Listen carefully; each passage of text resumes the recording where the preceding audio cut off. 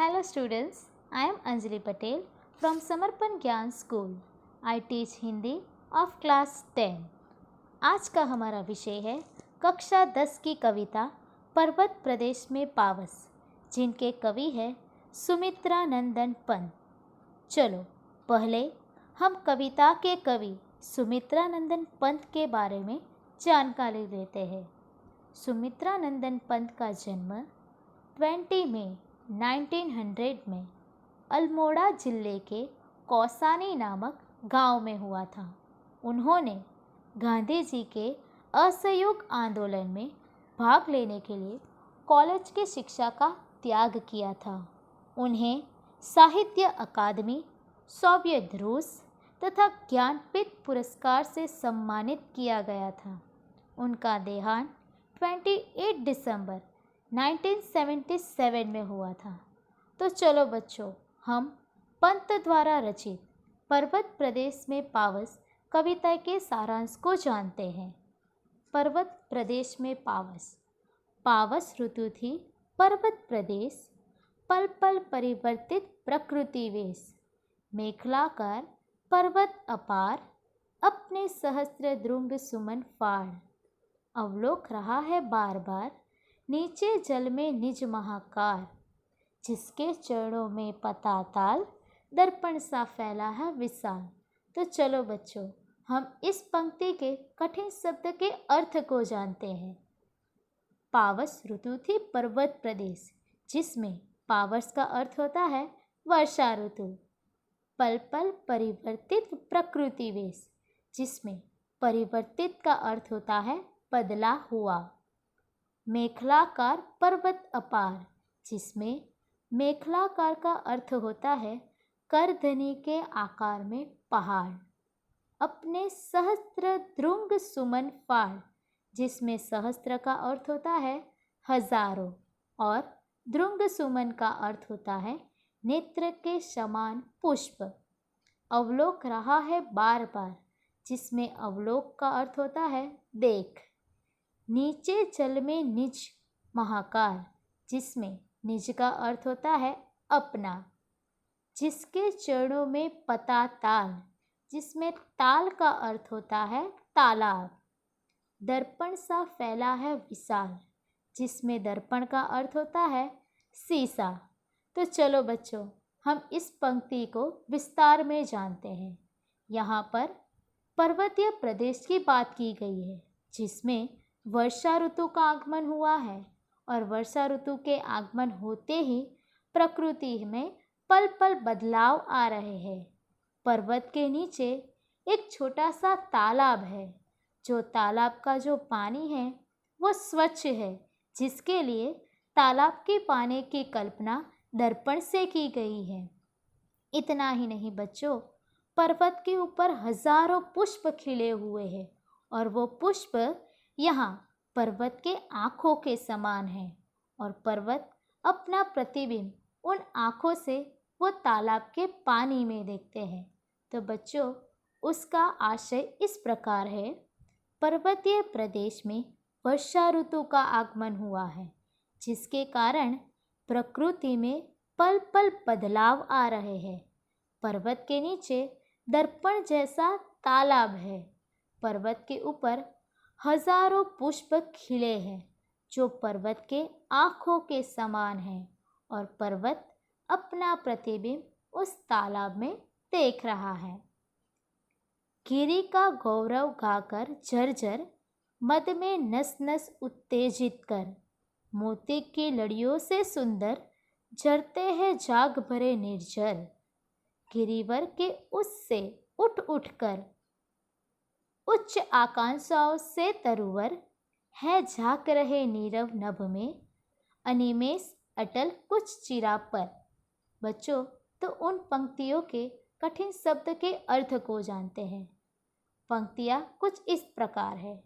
गिरी का गौरव गाकर जर्जर, जिसमें गिरी का अर्थ होता है पर्वत, गौरव का अर्थ होता है महिमा। मद में नस नस उत्तेजित कर, जिसमें मद का अर्थ होता है मस्ती। मोती की लड़ियों से सुंदर, जिसमें लड़ियों का अर्थ होता है माला। झरते हैं जार भरे निर्झर, जिसमें निर्झर का अर्थ होता है झरना। गिरिवर के उर से उठ उठकर, उच्च आकांक्षाओं से तरुवर। उच्च आकांक्षाओं का अर्थ होता है ऊंचे उठने की इच्छा, और तरुवर का अर्थ होता है पेड़ यानी वृक्ष। है झांक रहे नीरव नभ में, जिसमें नीरव का अर्थ होता है मौन। अनिमेष अटल कुछ चिरा चिंता पर, जिसमें अनिमेष का अर्थ होता है बिना पलक झपकाए, और चिंता पर का अर्थ होता है चिंतित। तो बच्चों, यहाँ पर बोला गया है कि पर्वत है जो झरने को देखता है। यहाँ पर जिस पर्वत की बात की गई है, जहाँ से एक झरना बहता है, और वो झरने की आवाज़ मानो पर्वत की गौरव गाथा सुना रहा है, ऐसा लग रहा है। चोटियों पर बहुत सारे पेड़ भी हैं, और वही पेड़ हमें उनकी महत्वाकांक्षाओं के समान ऊंचे रहने की बात समझा रहा है। मानो वहाँ पर चुपचाप चिंता मग्न होकर नीचे आकाश को निहारे जा रहे हैं। तो बच्चों, कविता का आशय इस प्रकार है, पर्वत से गिरने वाले झरने झरझर स्वरों में मानो पर्वत की गौरव गाथा गा रहे हैं। तो बच्चों, हमें पता है कि पर्वत के ऊपर से झरना नीचे तालाब में आ रहा है, और उस झरने के पानी की आवाज़ मानो ऐसे लगता है जैसे वो पर्वत की गौरव गाथा सुना रहा हो। इतना ही नहीं बच्चों, वहाँ पर चोटियों के ऊपर बहुत सारे पेड़ भी हैं, और वो पेड़ हमें समझा रहे हैं कि पेड़ के महत्वाकांक्षाओं के समान ऊंचे थे। इतना ही नहीं, वे मानो चुपचाप और चिंता मग्न होकर नीले आकाश को निहारे जा रहे हैं। यहाँ पर वे का जो अर्थ दिया है वो वृक्ष के लिए कहा गया है। उड़ गया अचानक लौ ब्रुधर, फड़का अपार पारत के पर, रव शेष रह गए निर्झर। है टूट पड़ा भू पर अंबर, धस गए धरा में संभय साल। उठ रहा धुआं जल गया ताल, यो जलत या में विचर विचर। था इंद्र खेलता इंद्रजाल। बच्चों, इस कविता के कठिन शब्द का अर्थ है इस प्रकार। उड़ गया अचानक लौ ब्रुधर। ब्रुधर का अर्थ है बच्चों पहाड़। फड़का अपार पारत के पर, जिसमें पारद का अर्थ होता है चमकीले। रव शेष रह गए निर्जर, जिसमें रव का अर्थ होता है आवाज़ यानी ध्वनि। है टूट पड़ा भू पर अंबर, जिसमें भू का अर्थ होता है पृथ्वी। धस गए धरा में संभय साल, जिसमें संभय का अर्थ होता है भय के साथ, और साल एक प्रकार का वृक्ष का नाम है। उठ रहा धुआं जल गया ताल, यो जलद या मैं विचर विचर, जिसमें जलद का अर्थ होता है बादल, और विचर विचर का अर्थ होता है घूम घूम कर। था इंद्र खेलता इंद्रजाल, जिसमें इंद्रजाल का अर्थ है अद्भुत खेल। बच्चों, यहाँ पर हमें यह समझाया गया है, अचानक बादल ऊपर उठे कि बाद में प्रकृति में परिवर्तन आता है, और परिवर्तन आने के साथ बादल ऊपर उठने लगते हैं। और जब बादल ऊपर उठने लगते हैं मतलब कि गरजने लगते हैं, मानो पूरा पहाड़ पंख फैलाकर उड़ रहा हो। कि जब अचानक से बादल गरजते हैं तब वहाँ पर ऐसा महसूस होता है जाने पूरे पहाड़ को पंख आ गए हैं और वो पंख फैलाकर उड़ रहे हो। इतना ही नहीं, झरने दिखने बंद हो जाते हैं कि जब बादल बरसने के बाद वर्षा होती है तो वहाँ पर झरने दिखने बंद हो गए, मात्र शोर रह गया कि वहाँ पर वो बादल में से गिरते पानी और झरने में से गिरते पानी का मात्र शोर ही बचा हुआ है।